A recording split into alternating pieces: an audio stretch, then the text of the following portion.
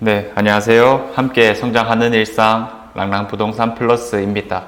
우리가 부동산을 바라볼 때면 항상 주변 시세를 잘 살펴라 이런 얘기를 하거든요. 그런데 뭐 사실 지금에 와서는 대한민국 전체가 하나의 동네가 되었기 때문에 이 동네에서 가장 비싼 곳이 서울이고, 그 다음에 이제 경기도나 광역시급들, 그 다음에 이제 다른 소도시들이 좀 따라간다라고 했었을 때, 그럼 우리 대구를 바라보는 입장에서 항상 이제 이 주변 시세들을 같이 살펴줘야 된다라는 측면이 있습니다. 자, 그래서 좀 더 이제 높은 곳을 지향하는 입장에서는 서울 부동산을 먼저 체크해야 되겠고요. 그 다음에 뭐 우리 대구라면 가까운 곳에 있는 부산이라든지 혹은 대전, 뭐 광주 이런 곳들도 두루두루 살필 필요성이 있겠습니다. 자, 그럼 결국 가격이라고 하는 것은 항상 신축 아파트부터 좀 움직이는 경향이 있다 보니까 그 신축 아파트들의 지표가 될 수 있는 것들이 바로 분양 가격이 될 수 있는 거겠죠. 그래서 우리 대구 옆 동네들의 분양 가격들이 어떻게 흘러가고 있는지를 살펴보면서 우리 대구 시장도 좀 더 이제 객관적인 눈으로 한번 살펴보도록 하겠습니다. 자, 그래서 청약홈을 통해서 이제 아파트를 살펴보자면 경악스러웠던 결과가 하나 나왔던 게 있는데, 바로 상무 센트럴 자이라고 하는 겁니다. 자, 그래서 이 상무 센트럴 자이가 84 타입 기준으로 9억에서 분양이 되었거든요. 그래서 야, 이 9억대 분양이라고 하면 우리 대구 안에서도 한창 뜨거웠을 때 가장 높았던 곳들이 있죠. 완촌역에서 분양을 했던 태왕이라든지 아니면 힐스테이트, 그런 곳에 이제 맞먹는 가격인 건데, 이런 것들의 이제 경쟁률이 생각보다 어마어마했습니다. 84 타입을 기준으로 40대 1까지 나왔어요. 최고 경쟁률이. 그리고 최고 당첨 가점이 75점까지 나왔고 평균적으로는 60점대를 넘겼습니다. 자, 그래서 아주 큰 평수를 제외하고 대부분이 미달 없이 경쟁률에 있어서는 생각 이상으로 나왔거든요.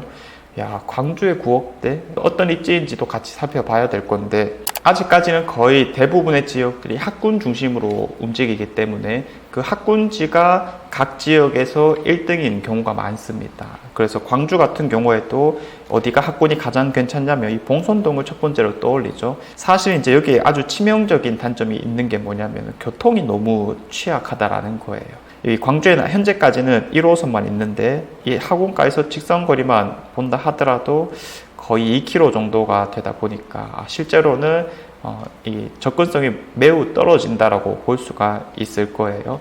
그래서 이제 우리 대구로 치자면 점점 이제 지산본물화가 되는 느낌이 아닐까. 왕년에는 매우 잘 나갔다가 점차 이제 위쪽으로 조금씩 올라가는 경향이 있었죠. 뭐 황금동이라든지 혹은 범어동 이렇게 이제 올라갔던 상황이었는데, 결국 사람이 몰려 살기 시작하면 이 학군이라는 요소는 조금 대체되는 경향이 있다 보니까 요즘 들어서는 사실 점점 교통의 힘이 커지는 게 아닐까 이렇게 바라보고 있는 입장인 건데, 자, 그러면 이제 광주에서 좀 인프라도 좋으면서 이제 미래 기대치가 좀 높다라고 보는 것들이 이제 상무역 주변이라거나 혹은 이제 농성역 주변이다라고 이야기를 해볼 수 있을 거예요.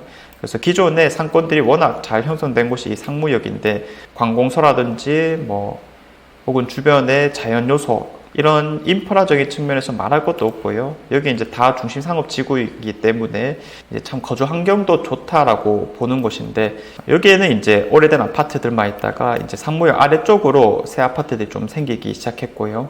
광주 상센자라고 하는 게 이 운천역에 생겼습니다. 그래서 이제 상무라는 이름을 그대로 붙여서 요 상무 센트럴 자이인데, 우리 상센자 하니까 이제 상인 센트럴 자이가 좀 떠오르기도 하죠. 아무튼 이게 이제 9억에 분양을 했었고 생각보다 경쟁률이 너무 잘 나왔다라고 하는 겁니다. 그래서 대구로 직접적으로 비교를 해봐도 수성구에 비빌 정도냐라고 묻기에는 사실 상당히 많이 떨어지는 곳이죠. 야, 그런데 대기 수요들이 꽤 있었나 봅니다. 그 요인에 어떤 것들이 좀 있었을까를 생각을 해보자면, 광주 같은 경우에는 분양단지들이 최근에 많이 없었습니다. 그나마 있었던 게 요 중심 지역이 아니라 북구 지역을 중심으로 대부분 좀 분양이 나왔었고, 이 중심지 안에서는 뭐 한두 동짜리 건물들이 중점적으로 분양이 되다 보니까 입지가 괜찮으면서 대규모 브랜드 아파트에 대한 갈증이 좀 있었지 않았을까라는 생각을 해보고요. 그리고 이제 가격이 비싸다는 걸 인지해서인지 아파트 자체에서도 처음부터 공격적으로 마케팅을 하더라고요. 그래서 경품으로 벤츠를 준다든지 이런 식으로 했긴 했지만 그래도 놀라운 결과물이 아니었나 싶습니다. 이제 거리는 좀 멀지만은 결국 대한민국 자체가 하나의 동네이다 보니까 입지가 우리 대구보다 상대적으로 떨어짐에도 불구하고 9억대 분양가들이 이렇게 잘 된 걸 봐서는 확실히 이제 대구 부동산이 좀 메리트 있어 보인다라는 느낌을 받을 수는 있을 것 같고요. 그 다음에 경북 쪽으로 우리가 한번 살펴보자면 경산 서희 스타일스라든지 아니면 경산 2차 아이파크 뭐 이런 것들이 있고요. 학산이라고 하면 포항에 해당하는 거겠죠. 그 다음에 영주라든지 포항 역시 한 개 더 있습니다. 자, 그래서 이런 것들을 한번 살펴보자면 이제 경북 포항에서 분양했는 게 아무래도 좀 더 비쌀 수밖에 없을 건데 84 타입 기준으로 한 5억 정도에서 분양을 했습니다. 그래서 뭐 추가 금액까지 하면 5억 초반대 정도가 될 건데 포항 여중여고와 그리고 포항중학교 요 사이에 있는 곳인데 뭐 위치적으로는 나쁘진 않다라고 볼 수 있겠어요. 포항하면 첫 번째로 떠오르는 지역들이 이제 뭐 지곡동부터 시작을 해서 대장 아파트라면 포항 자이 이런 것도 이제 떠오를 거고요.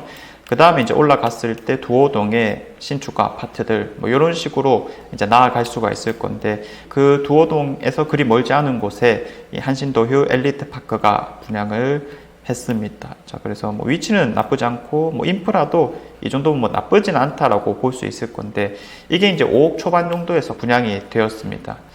분양 경쟁률은 사실 이제 포항시장이 워낙에 안 좋다 보니까 미달이 이제 쭉 떴는데 결국 대구 경북 상황은 비슷할 거잖아요. 그렇게 치면은 뭐 사실 지금은 어떤 곳이든 다 대부분이 미분양이 난다라고 했을 때 이제 이런 분양 가격에 대한 비교가 되어야 될 것 같아요. 그래서 이런 경쟁률이 너무 안 좋게 되면 이제 끝에 가서는 할인 분양이라는 것을 진행할 수 있겠지만 10% 초과해서 할인 분양하는 경우는 사실 거의 없을 거라고 보기 때문에 그 이상 가면은 사실 임대 전환이 될 가능성이 또 매우 높고요.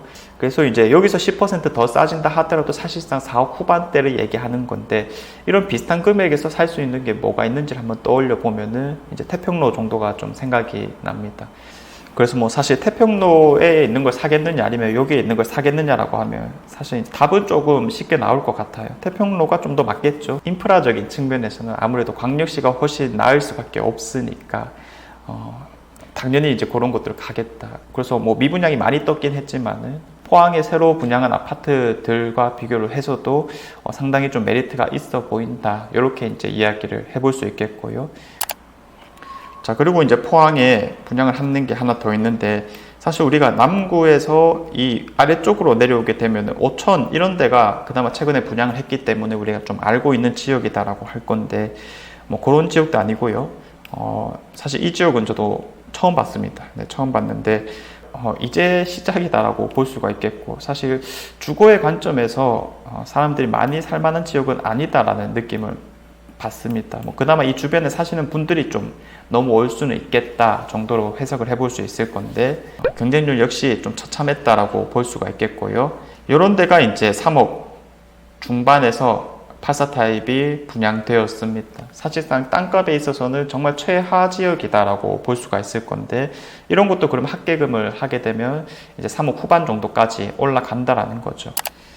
자, 그런데 이제 우리가 뭐 살 수 있는 예를 들어 서대구 KTX 영무예담 저층 기준으로는 3억 후반에 살 수 있으니까 확실히 이제 분양을 일찍 한 곳들이 훨씬 분양가에 있어서 메리트도 있고 공사비가 올라가기 전에 가격이다 보니까 이런 비교 우위를 확실히 가져오고 있는 게 아닐까 이런 생각들이 듭니다. 그래서 지금 대구에서도 4억대 밑에 84 타입은 이제는 거의 없어진 상황이기 때문에 이런 3억대에서는 거래가 엄청 좀 잘 될 가능성이 높다라고 판단을 하고 있고요. 최근에 뭐 30층 이런 것도 뭐 4억 극초반에 거래가 된 것도 있네요. 제가 이제 많이 느꼈던 부분이 있는데 투자를 할 때 가장 방해되는 요소가 뭘까라고 보면 항상 나 자신, 나의 경험, 나의 어떤 생각들 이런 거라고 볼 수 있겠습니다. 예를 들어서 우리가 뭐 서구를 바라볼 때면 야, 서구는 냄새나고 공단 바로 옆에 있고 안 돼. 사실 이렇게 생각을 하고 그 다음에 생각을 이어나가지 못하기 때문에 그냥 이제 치부해버린다라는 측면이 있거든요. 그런데 이 가격대에서 우리가 살 수 있는 것들이 뭐가 더 있을까를 점점 넓혀 나가다 보면은 사실 요즘 나오고 있는 분양가들을 비교해 봤었을 때 분명히 메리트가 있는 금액일 수도 있겠구나라고 생각해 볼 수 있다는 거죠. 그래서 항상 우리가 조심해야 되는 것이 나의 어떤 편견이 될 수 있으니까 새로운 내용들을 좀 업데이트 해가면서 특히 이제 가격을 중심으로 새롭게 비교를 좀 해봐야 되지 않을까라는 생각이 듭니다. 오늘 그 차원에서 여러 우리 옆 동네들의 분양 가격들을 한번 살펴보게 되었고요. 여러분들이 하고자 하는 계획에 있어 또 도움이 되었으면 합니다. 자, 이상 제가 준비한 내용은 여기까지이고요. 내일도 좋은 내용으로 찾아오도록 하겠습니다. 감사합니다.